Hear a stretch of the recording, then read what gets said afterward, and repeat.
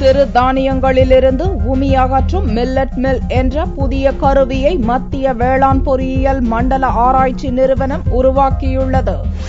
மத்திய பிரதேச மாநிலம் போபாலை தலைமையிடமாக கொண்டு இந்திய வேளாண் ஆராய்ச்சி கழகத்தின் கீழ் மத்திய வேளாண் ஆராய்ச்சி நிறுவனம் இயங்கி வருகிறது. கோவையில் இயங்கி வரும் மத்திய வேளாண் பொறியியல் மண்டல ஆராய்ச்சி நிறுவனம் 25 ஆண்டுகளுக்கு முன்பு துவங்கப்பட்டது. இதில் விவசாயிகள் பயன்படுத்தும் வகையில் நேரடி நெல் விதைக்கும் கருவி, நாற்று நடும் கருவி, ஏலக்காய் உலர்த்தி கருவி என 15க்கும் மேற்பட்ட கருவிகள் வடிவமைக்கப்பட்டு நாடு முழுவதும் அறிமுகப்படுத்தப்பட்டுள்ளது. தற்போது இந்த நிறுவனம் நாட்டிலேயே முதன்முறையாக சிறு தானியங்களிலிருந்து சிறந்த முறையில் உமி அகற்றும் CIAE மில்லட் மில் எனும் புதிய கருவியை உருவாக்கியுள்ளது. மத்திய வேளாண் பொறியியல் நிறுவனத்திலே மிகவும் எளிதாக இயக்கக்கூடிய அந்த இயந்திரம் அது சிறுதானியங்களை உமியை அகற்றி சேதமில்லாமல் அதை பயன்படுத்துவதற்காக நாங்கள் வடிவமைத்திருக்கிறோம்.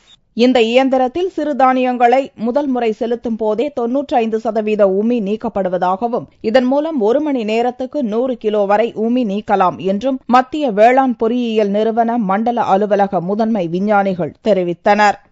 இது திணை, சாமை, வரகு, பனிவரகு, குதிரைவாளி போன்ற சிறுதானியங்கள் தோல் உரிப்பதற்கு ஏதுவாக அமைக்கப்பட்டுள்ளது. கெப்பாசிட்டி என்னவென்று கேட்டால் 100 kg/h 100 kg 1 மணி நேரத்தில் உமி நீக்க வல்லது. இந்த மெஷின் நம்ம வீட்டு கரண்ட் சொல்வார்களே, சிங்கிள் ஃபேஸ், இதில் வேலை செய்யக்கூடிய அளவில் வடிவமைக்கப்பட்டுள்ளது.